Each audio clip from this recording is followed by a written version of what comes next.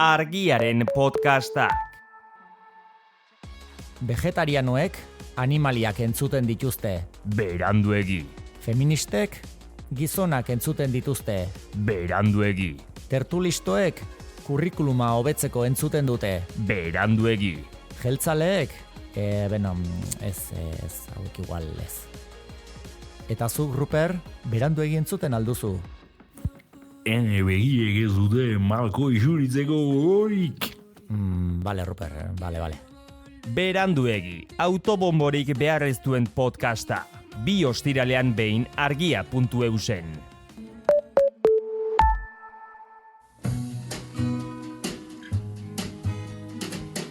Don't know much about history. Don't know much biology. Don't know much Hau, oroimen histerikoa da. Historia diren istorioek txoratzen gaituztenon podcasta. but I do know that I love you. And I know that if you love me too, what a wonderful world this would be. Don't know much about Kaixo lagunak, bere burua suntzitzeko gai den animalia bakarra gizakia dela jakin badakigu. Gure espeziaren miseria horren adierazleen zerrenda potoloa osa genezake historiari begira eta egia esan batzuk hemen saio hontan aletu ditugu, baina tamalez ez dugu oso atzera joan behar. Gaur bertan berdin da. Zein egunetan aizaren podcast hau entzuten, nazismo eguneratua palestinarren buruen gainean mendebaldean egindako bomba jaurtitzen ariko delako. Ala egin izan duelako 76 urtez. Eta agian pizkat hortaz itzen behar dugu gaur. Bai, Palestina zitzen Halako gogu. gauza laiez. Hori da, bai, asko hitz egiten da, eta gaurkoan 3 hitz, 3 kontzeptu, jorratuko ditugu ez, hori, guk ere gure aletxoa jartzeko gai honetan. Eta nondik abiatuko gara. Zuk esan duzu, 76 urte direla, eta duela gutxi maiatzean 15, okerrezpanago, izan ziren ja 76 urte Nakba gertatu zela, eta hori Nakba zer den pixka bat azalduko dugu. Esan bezala, 1948an, Arabiar-Israeldar gerraren eta Israelgo estatuaren sorreraren ondorioz, 750.000 ofizialki bintzat, Palestina soterritik egotzi, edo ies egitera behartu zituzten, eta horri Nakba esaten zaio, arabieraz Nakba hitzak ondamena esan nahi du, eta egia da, hoien atzean, 750.000 errefuxiatu horiek, baina asko gehiago daudela, ez? Israeldar armadak, 500 gora herri eta hiri Palestina suntsitu zituen, eta palestinarrei itzultzeko eskubidea ukatu zaie, orduz geroztik, 76 urte hauetan. Ikerlari batzuek, Nur Masala, Rashid Khalidi eta beste batzuek diote palestinar gizartearen desintegrazioa izan zela, o dela, ez? Nakba, eta Salman Abusita edo Ilan Papek eta beste batzuek diote garbiketa etnikoa dela. Eta bi begi eta bi hotz bat dituen edo zein giztakik, agian gaineratik unukenik. zer litzateke mundu hau gaztako ondartza barik, non ernatuko daritza, Gernikan ezpada,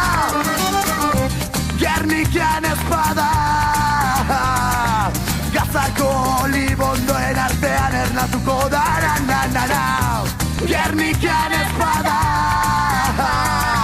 Gazako libondoen artean ernatuko dara,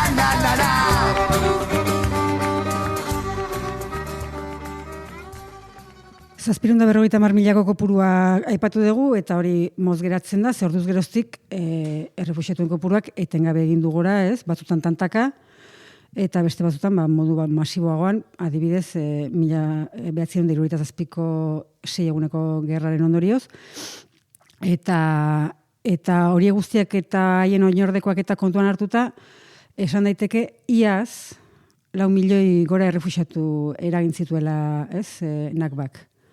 Azken urtean, badakigu kopuru hori oraindik eta gehiago igo dela. Eta errefuxiatu hitza erabiltzerakoan ere pixka komatxoa jarri berko genituzke, ze 1948an egotzitako 750.000 horietatik bakarrik erenak lortu zuen errefuxiatu estatus ofiziala, eta gainerakoak gaur egun geratzen bezala ez, gehienak toki aldatuak dira ofizialki. Bitu zepolita toki aldatuak nire metxera bezala. Bai. Batzutan praketako boltxikon agertzen dira, gero sofako garrakaletan, hola, inork ez daki zergatik. Hori da. Palestinar Arrazoirik gabe. Bai, Magia. Toki aldatzen dira. Bai. En fin.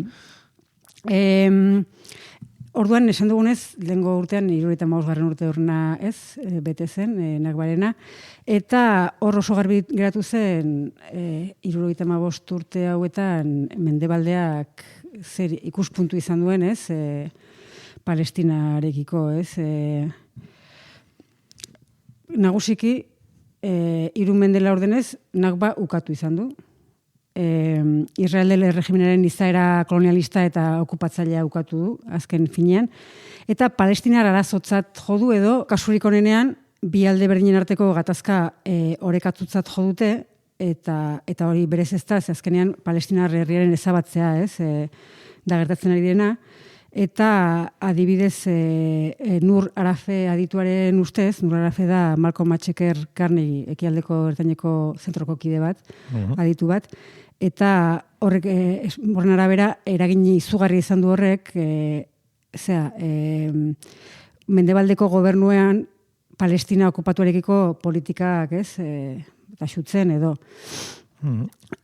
Azkenean, mendebaldeak egin duna da, Palestinar borroka despolitizatu barkatu, eta hori oso garbi islatu da laguntza politiketan, ez? Arafek dionez, arazoaren sintomei begiratu diete, oinarrizko kausa, hau da, Israeldar erregimen okupatzailea baztertuz. Sustrai politiko sakonak dituen arazoari azaleko adabaki ekonomikoa jarrita, mendebaldeko gobernuak Israelen konplize bihurtu dira. Itxuraz, Palestinarren garapen ekonomikoa sustatuta, haien onarpena eta etxipena bultzatu dute, eta Israelentzat ustezko gatazkaren kudeaketa errazagoa eta merkeagoa izatea eragindu. Hori, duela urtebete esate zen, gaurkotasun hoenik eta handiagoa daukate, ez? Bai, eta hitz horiek ulertuta, irakurrita hobetu ulertzen da, lasen nola, kolono sionista palestinarrei lapurtutako lurretatik lurretara lasaiago eta azkarrago mugi daitezen, zengo kafek erekitzen dituen tranbiak, eta ondoren Gipuzkoako diputazioa kafeko nagusiari nola Gipuzkoako urrezko domina ematen dion ongizateri eta gizarteko esiari indako ekarpenagatik. Hori da. Ezta? Orduan zuritzea da erabatekoa, ez?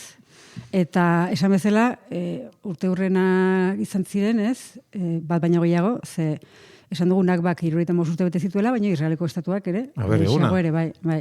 Eta hor, ospakizuneak izan ziren, eta lehenengoz, Nazio Batuen erakundeak ofizialki egin zuen Nakbaren oroitzapena, lehengo urtean. Nola baitekoa, ze herrialde batzuk bai. Ez dakiz zergatik, baina estatu batuak ziren, horietako bat. Bai. Eta, keinua partziala eta utxala izan zela garbi geratu da, batez ere ez, ondoren gertatutako guztiarekin.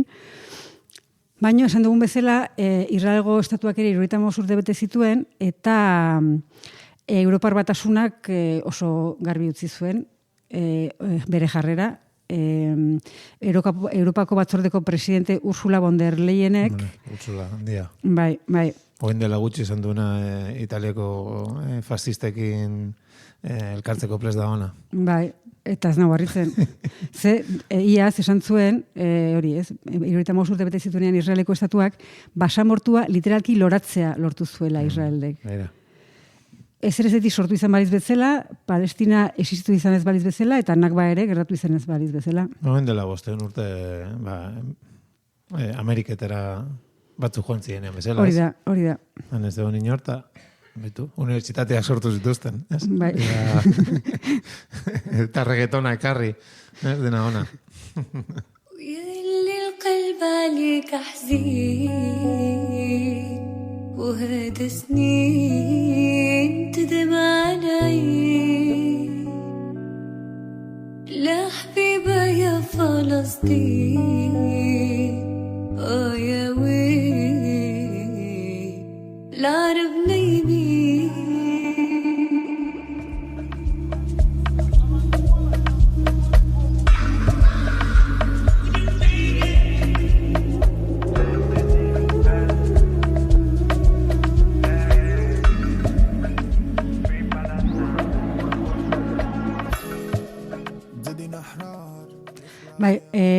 nakba aipatu dugu, eta azken aldian askotan entzuten dena da, ez, bigarren nakba gertatzen ari dira, ez, azken hilabeteotan, o bigarren nakba edo enegarrena, edo lehengoa ez dela bukatu, Bai. eta areagotu egin dena, eta bigarren nakba hori ipargazan hasi, eta zerrendan behera pixkanaka, ez, ikusi dugu nola junden jaisten, Rafara iritsi arte, eta azkenean Rafako harresiarekin egin duelako topo, ez? Eta orduan Rafa izena, hiriaren izena, inoiz baino gehiago entzuten ari da, eta pixka bat horren historia luzea kontatuko dugu. Ze gutxienez 3.300 urte ditu hiri horrek. Lehenengo aipamena, Kristo aurreko 1303 urtekoa da, eta da Seti lehenengoa faraoiak, hori zen, Ramses bigarrena ezagunaren Hori aita. ezagutzen dugu, bai. Bai. Horri buruz igual podcast hori ematen barko genuke. Bueno. Bai. Uste, fake Gutxi. newsen sortzailea, propagandaren gailurra jo zuen. Gutxi hitz egiten da Egipto, historiari buruzko podcastetan. Bai, baina Egiptos eta Romas. baina Ramses bigarrenak badauka mamia. Molatzeo. Bueno, kontua da, bere aita Seti lehengoak Gaza eta Siria inguruan egindako kanpaina militarren berri jaso zen idazki batean, idazkun batean, eta inskripzio horretan lehenengoz aipatzen zen Robiwa herria. Egiptoarrek ala esaten zioten, Siriarrek aldiz Rafiju deitzen zioten, Greziarrek eta Erromatarrek Rafia eta Arabiarrek Rafa. Gaur egun. Espainolek, Rafa. Bai. Bai, igual beste Rafa batzukin ez nahazteko. Bai, gehiago gustatzen zaie, bai. Bai. Mallorcari begira. Kontua da, Gazako zerrendaren hegoaldean dago, ez? Azken aldian mapa eta infografia askotan ikusi dugun bezala. Sinaiko basamortuaren sarreran dago, kostalde Mediterraneoan, eta horregatik interes handiko kokapena izan du, ez? Historikoki Rafak. Tokiko merkataritza eta navigazio gune garrantzitsua izan da, baina horrez gainere, horregatik ere, hobeto esan da, gatazken eszenatokia izan da askotan. Eta joera horrek ez du galdu urtetan barna. Bai. Orduan, Rafako gudu garrantzitsuenetakoa, ondienetakoa, Kristo aurreko 217 urtea inguruan izan zen. Orduko Egiptoko errege Ptolomeo, gure lagun Ptolomeo tarrak. Ptolomeo. Ptolomeo laugarrenak, asunton. Antioko hirugarrena Siriako enperadorea mendean hartu zuen Ptolomeok. Gudu horretan. 120.000 soldatutik gora, eta ia 200 elefante borrokatu ziren gudu zelaian. Bai. Aurrena elefantea joango ziren, ez? Ez dakit. Iritz ezkit elefante gutxi hainbeste soldadurentzat. Gainean ezien jungo. Ez, imaginatzen ez. Baina, bueno, kopuru hoiekin antzinaro klasikoko gudurik handienen artean dago, Rafakoa. Eta bakea sinatzeko Siriar enperadore garaituaren alaba, Kleopatra, Sira, garailaren semearekin, Ptolomeo bosgarrenarekin ezkondu zen, eta ezkontza Rafan bertan ere egin zen. Zenbat elefante gonbidatu zuten eskontzara? Ez dakit, baina ja Kleopatra lehengoa, gero Ptolomeo bosgarrenak tronua lortu zuenean, Kleopatra erregina bihurtu zen. Kleopatra. Ez, Kleopatra lehengoa. Bestea ezaguna 7garrena da. Ostra, pizkate diago itxaron. Bai, Ptolomeo 12 garrenaren ondorengoak edo dira. Ptolomeo. Bai. Ez? Ez dakit, baina... Nola oskatzen den ez dakigu. Ez. Baina endogamiaz gain ikusten da, horregatik imaginazio asko etzekatela izenentzat, Denak Ptolomeo eta Kleopatra. Bueno, milaka urte batzu pasata ere erregetxei begiratuta, erreginetxei... Bai, Espainia 6. bat... Juan Carlos, lehengoa. Eta azkena, espero ezagun. Bakarra. Bakarra munduan. Bueno. Orduan, hori antzinaroan, erdiarora pasata, gurutza den garaian, 12. mendean, hiria guzti suntsitzu zuten, eta bizirik irten zirenak ihes egitera behartu zituzten. Otomandarren kontrolpean geratu zen eremua orduan, eta egia esan ez zuen iraganeko distira berehala berreskuratu, momentu hortan otomandarrentzat, basamortuaren atean zegoen posta geltoki hutsa izan zen. Ursula pizkat egin zuten, ez? Nola? Ursula, bale. apur bat. Bai, Desertu bat, hori da. hartxe hautsa. Pentsatu zen, Israel etorri arte, hau... Hori da. Zaiongo gara, ez dugu zer egingo. Beraiek loratuko dute. Bai. Kontua da, garrantzia galdu zuen hiriak, baino hala ere jarraitu zuen gudu zelai, eta gaina gudu zelai odontxua izaten, behin baino gehiagotan gainera, eta adibidez Napoleon Bonaparteren garaian, ez? Napo. Bai, 18. mendearen amaieran, Napoleonen ejertzitoak suntsitu zuen Egipto eta Siria konkistatzeko kanpainan. Hortik pasatzen zela, Hori da. Beste bagillo. Esan zen, Rafa, hori, venga. Hemen tokatzen da suntsipena. Eta 20. mendea iritsiko gera orduan, eta orduan sartzen da elementu loratzailea, sionistak. Bai, ja 20. mende hasieran, hainbat erakunde sionistek, Rafa inguruko lurra, Rafa inguruan lurrak lortzeko saiakera egin zuten, juduek, kolonek birpopulazitzaten, baina otomandarrek planari uko egin zioten, eta gero, lehen mundu gerra amaitu ondoren, Otomandarra imperioa desagertu zen, Rafa Britaniarren kontrolpean geratu zen, eta orduan sionistak berriro saiatu ziren horretan, eta Britaniarrek ere berriro ezezkoa esan zieten. Hirugarrenean. Oain bigarren mundu gerrara goaz, ez? Eta orduan Britaniarren base militarra izan zen, bigarren mundu gerran Rafa, eta horrek lanpostua sortu zituen, eta orduan lan bila zebiltzan musulman, palestinarrak erakarri zituen, eta kolono israeldarrek palestinarrek birpopulatu zuten, nahiko hutsa zegoen hiria, baina badakigunez, 1948an Israelgo estatua sortu zen, eta hiria joan zen, gaur egun, daukan izaera hartzen zehazki, urrengo urtean, 1949an, ireki zuten Rafako refuxiatu eremua, eta Palestinako refuxiatuentzako Nazio Batuen agentziaren arabera, sortu berritan ere, Gazako zerrendako refuxiatu eremu handiena eta populatuena zen Rafa ordurakoia. Zan behar da, norberaren herrian refusiatu, tipo, Barakaldoko lizarrara joango gaina ezela. Bai. Egia da, teorian, Egiptoarren kontrolpean egon zela hiria, 1967 arte, orduan, esan dugunez, eguneko gerra izan zen, Israeldarrek Sinaiko penitsula eta Gazako zerrenda osoa okupatu zuten orduan, eta jakina Rafa barne, eta Egiptoarrek lortuko zuten aurrerago 1982an Sinai berreskuratzea. Baina Gazako zerrenda eta Rafa osori bintzatez. 5 urte lehenago, 1977ko Camp Davideko bake akordioetan, esan bezala ez zuten Rafa berreskuratu, ez osorik. Horre Camp Daviden marraztu zuten muga berri bat, Egipto eta Israelen artekoa, errepara hori gabe. Zuzena. Afrikako muga gehiena bezala. Hori da. Bai. Edo estatu batuta eta Kanadaren artekoa ere bai. Hori ere beste arrazoi batzungatik. Bai. Baina bai. Eta hori, azkenean muga, zuzen hori, hiriaren gainetik pasatzen zen, hau da, eta esi bat jarri zuten, esiak bi zatitan banatzen zuen hiria, eta garai hortan, banaketa hori egin zenean, kazetari batek, Janet Hawley, kazetari australiarrak, horrela deskribatu zuen. Erdibitutako etxeetan bizi direnek, zer jurisdikziotan bizi nahi duten erabaki beharko dute.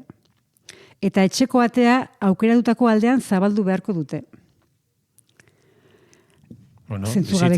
Bizitza aukeratzea da, ez? Bai, hori da. Ze ondo, lehen aukera bakarra zenuken eta orain bide dauzkazu. Bai. Jakina horrek egunka familia zaditu zituen, baina esi horren inguruan Filadelfi korridorea izeneko lerro desmilitarizatu bat sortu zen. Gazta baten izena jarri zeten? Bai, agabe, baina bai.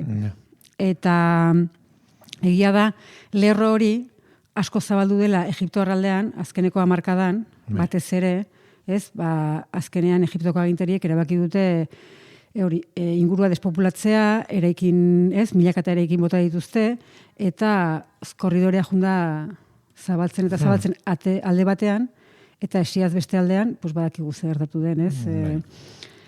Azken hilabeteetan, errefuxiatu kopurua, Rafako populazioa izugarria zida, lehen ere, esan dugu, ez? Hasieratik, 59 ja oso eremu populatua zela, eta Israelen azken erasoak baino lehen 280.000 palestinar bizi omen ziren hirian, eta gaur ez dakit kopuruak esan begiratzen ditudan bakoitzean hasi egiten dira, 1,5 milioi, 1,700.000. Bai. Eta Israel armada berriro sartu denetik hortik, pues orain beste zonalde batzutera eraman, eta holase, aspertu arte.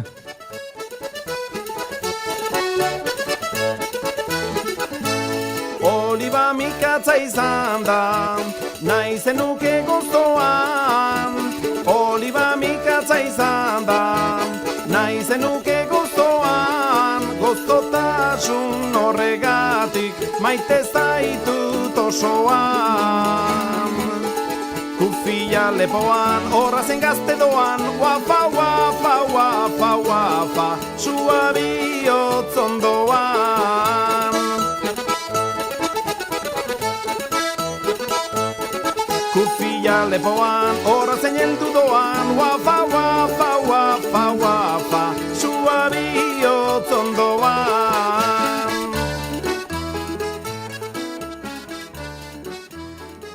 Eta Tapiak aipatu digu... Arresiak utzita, Tapiara pasagara. Eta hirugarren hitza, ez? Nakba, Rafa, eta hirugarrena Kufia. Kufia lepoan esaten du, eta Kufia, Kefia edo, guretzat, besterik gabe, Palestinoa. Ez? Eta da, ekialde hartaineko hainbat herrialdetan, tradizionalki erabiltzen den zapia. Palestinan, Sirian, Jordanian, Iraken, Libanon, Turkian, Arabiar Perintsulan. Hernanin. Baita ere, baina hori ja beste kontua. Beste garai batean. Bai, goi joskintzako pasareletan, baina hortara gero iritsiko gara, bai. Baina egia da, Palestinarekin duela lotura berezia, eta hala ere, hitzak ez dauka jatorria Palestina, baizik eta Iraken, Kufa hiritik baita torkio izena. Bai, kontua da, Kufia horti datorrela, baina zalantza daukat euskerazko eta gaztelaniazko kofia, leku batzuan jartzen du, bai, hori dela jatorri berdina dutela, beste batzuetan ez dakit. Edo italierazko kufia, frantsesezko kuaf, hor zalantzan utziko dugu, baina oso antzekoa dira eta posible da, ez? Baina azkenean burukoa esan nahi du kofiak, ez? Orduan, bueno, kontua da, beste herrialde batzuetan beste izen batzu ditula, eta adibidez, hebraieraz, sudra esaten diote. Zenbait juduk ere erabilizan dute tradizionalki, adibidez Yemengo juduek kufia erabiltzen dute. Sionistek oraingoz ez. Ez, zerbaitengatik. Ez dakigu, zeiztenteken, bai. Ez da oso guztoko nonbait. Buruan beste plater txiki ridikulo horiek jartzituzte horrek mantentzeko, ez? Jangoikoren... buruan jartzen dituzten olako txano txiki horiek? Bai. Hortik sortzen delako jangoik, esan roioa.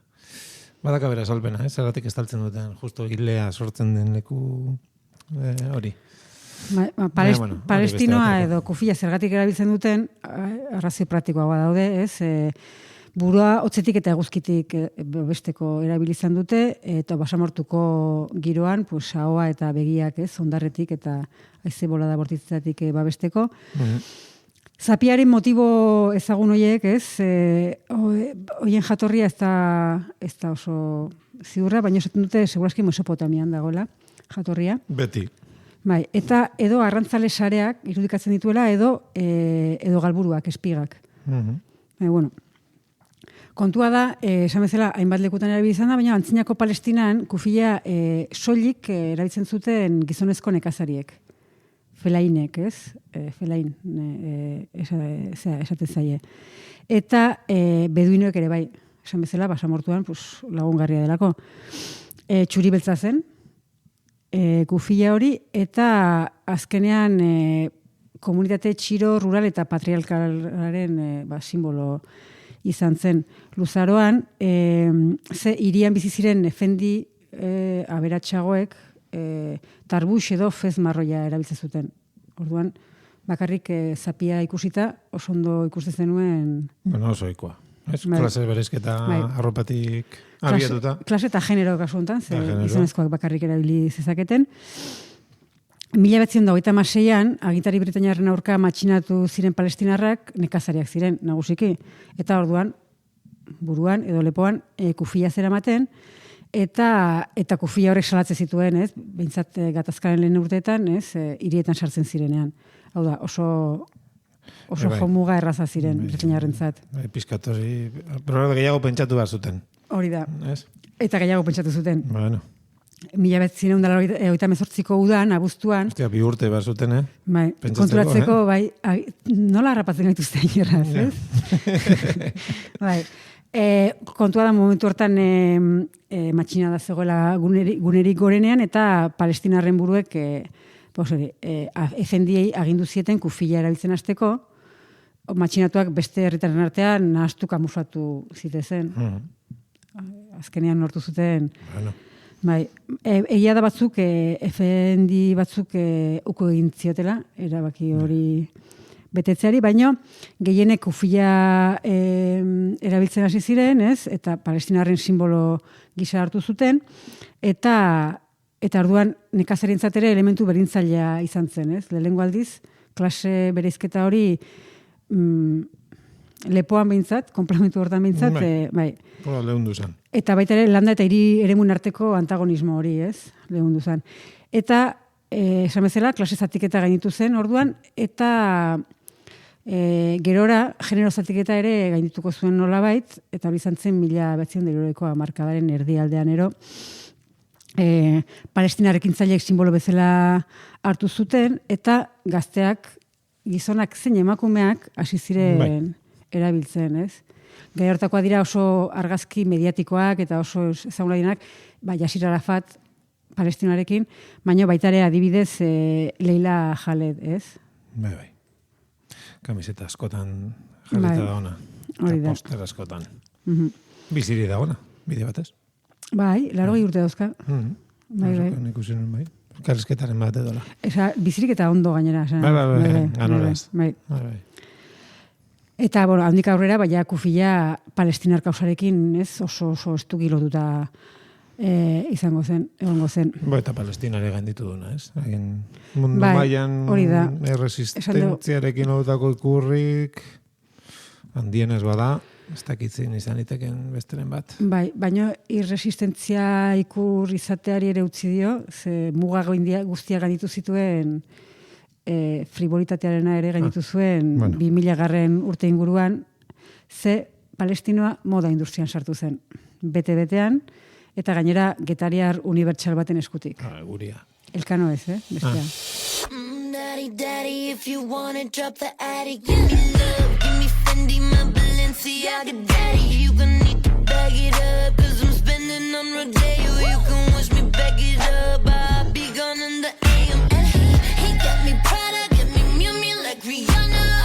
He always call me cause I never cause no drama. And when you want it, baby, I know I got you covered. And when you need it, baby, just jump under the covers.